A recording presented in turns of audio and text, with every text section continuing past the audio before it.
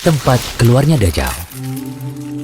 Pada pembahasan serial Dajjal sebelumnya, telah kita ketahui bersama bagaimana bentuk-bentuk fitnah yang akan dia bawa pada akhir zaman nanti. Dan sesuai janji, kali ini kami akan memaparkan tempat-tempat mana saja yang diketahui menjadi tempat munculnya Dajjal sesuai hadis-hadis sahih dari Nabi SAW.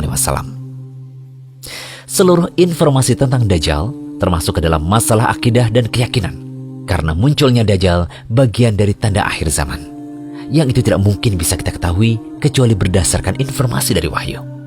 Dengan demikian, peristiwa munculnya Dajjal di suatu daerah hanya bisa diketahui dengan prinsip mendengar dan juga pasrah, bukan dari ilmu cocokologi.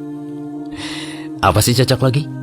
Cocokologi adalah suatu faham yang mencocokkan suatu kejadian, peristiwa, tulisan, atau berita dengan dugaan-dugaan absurd. Tidak berfakta, hanya dugaan atau hoax semata, dan berakhir dengan dugaan konspirasi. Nah, bagi penggemar teori konspirasi, berita tentang kemunculan Dajjal ini sangat mereka minati.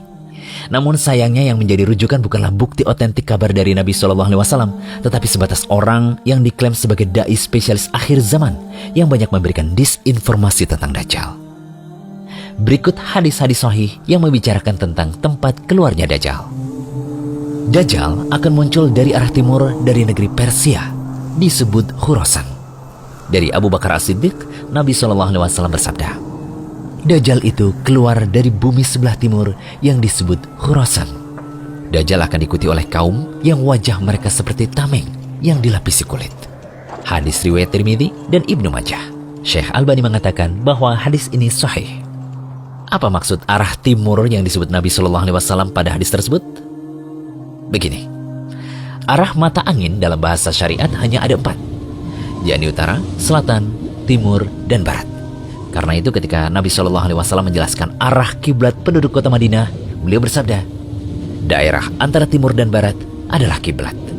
Hadis riwayat Nasai, Tirmidzi, Ibnu Majah, dan disahihkan oleh Syekh Albani. Kota Madinah berada di utara kota Makkah. Selama penduduk Madinah menghadap ke arah selatan atau antara timur dan barat, maka dia dianggap telah menghadap kiblat. Baik, kita kembali pada hadis keluarnya Dajjal tadi ya.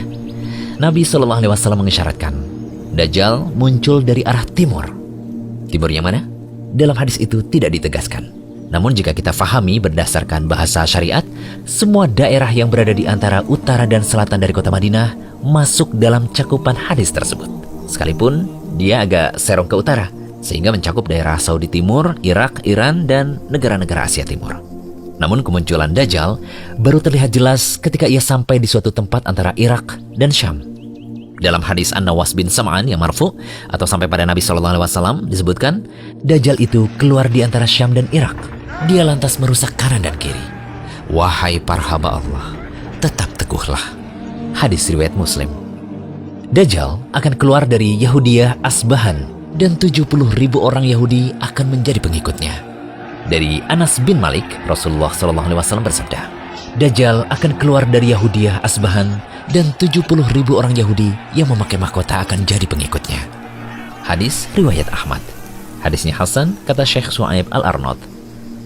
Apa itu Khurasan dan Asbahan? Khurasan adalah suatu wilayah yang luas di sebelah timur Jazirah Arab. Saat ini yang termasuk wilayah Khurasan ada Nisapur Iran, Herat Afghanistan, Merv Turkmenistan, dan berbagai negeri di selatan Sungai Jihun atau Sungai Amudarya. Sedangkan Asbahan sering juga disebut dengan Asfahan, termasuk wilayah Iran, 340 km di selatan Teheran. Ketika Bukhtansan menyerang Baitul Maqdis dan menjadikan penduduknya sebagai tawanan bersama orang Yahudi, kemudian mereka ditempatkan di Asfahan.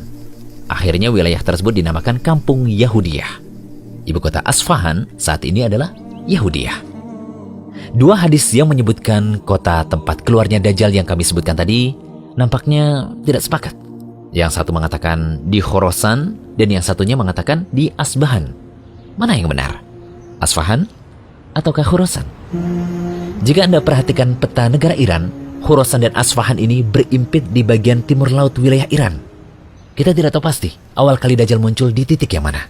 Yang jelas di dua daerah pertama kali Dajjal muncul dan mendapatkan banyak pengikut. Iya benar, kandidat kuat daerah yang disinyalir menjadi tempat kemunculan Dajjal adalah negara Iran. Kebenaran sabda Nabi SAW ini juga dibuktikan dengan laporan Komite Yahudi Teheran. bersumber dari Foundation for the Advancement of Sephardic Studies and Culture yang mengatakan bahwa jumlah penduduk Yahudi di Iran diperkirakan sekitar 25.000 sampai dengan 35.000 jiwa. Hal ini semakna dengan perkataan Ibnu Katsir dalam An-Nihayah fil Fitan wal Malahim bahwa munculnya Dajjal ialah dari Asbahan, yakni daerah yang disebut dengan Yahudiyah. Dajjal akan muncul dari Asbahan dan akan menelusuri muka bumi. Tidak ada satu negeri pun melainkan Dajjal akan mampir di tempat tersebut. Yang dikecualikan di sini adalah kota Mekah dan Madinah, karena malaikat akan menjaga dua kota tersebut. Dajjal tidak akan bisa memasuki keduanya hingga akhir zaman. Dalam hadis Fatimah bin Qais radhiyallahu anha disebutkan bahwa Dajjal nanti akan mengatakan, "Aku akan keluar dan menelusuri muka bumi. Tidaklah aku membiarkan suatu daerah, kecuali pasti aku singgahi dalam masa 40 malam selain Makkah dan Thayyibah atau Madinah Nabawiyah. Kedua kota tersebut diharamkan bagiku. Tatkala aku ingin memasuki salah satu dari dua kota itu, malaikat menemuiku dan menghadangku dengan pedang yang mengkilap. Dan di setiap jalan bukit ada malaikat yang menjaganya." Hadis riwayat Muslim.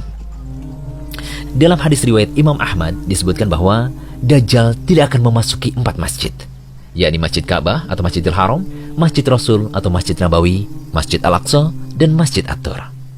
Para sahabat menanyakan pada Rasulullah SAW mengenai berapa lama Dajjal berada di muka bumi. Mereka berkata, "Wahai Rasulullah, berapa lama Dajjal berada di muka bumi?"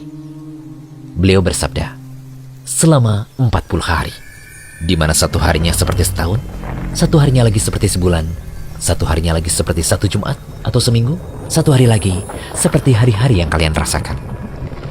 Kemudian mereka pun bertanya kembali kepada Rasulullah SAW, "Wahai Rasulullah, jika satu hari saja bisa sama seperti setahun, apakah kami cukup sholat satu hari saja?" "Tidak, namun kalian harus mengira-ngira waktunya," jawab beliau SAW. Hadis riwayat Muslim. Jawaban Rasulullah SAW terhadap pertanyaan para sahabat itu menunjukkan bahwa ketika Dajjal muncul, hari akan terasa begitu panjang, sampai terasa setahun, sebulan, kemudian seminggu. Dan ini bukanlah majas, tetapi makna hakiki dan benar-benar akan terjadi. Imam Nawawi rahimahullah menjelaskan mengenai memperkirakan waktu salat tentang hadis tadi.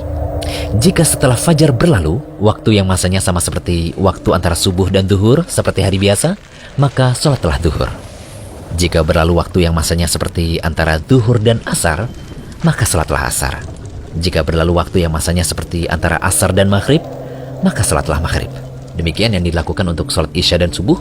Kemudian duhur, asar dan maghrib diberlakukan demikian sampai berlalu waktu yang terasa 1 tahun, sebulan atau seminggu tadi. Semoga pembahasan kali ini bisa menjadi informasi tambahan tentang Dajjal yang wajib diimani oleh kaum muslimin dan dapat menambah semangat kita untuk terus berlindung pada Allah agar kita diselamatkan dari fitnah Dajjal. Nantikan pembahasan serial Dajjal selanjutnya di channel Rumaiso.com.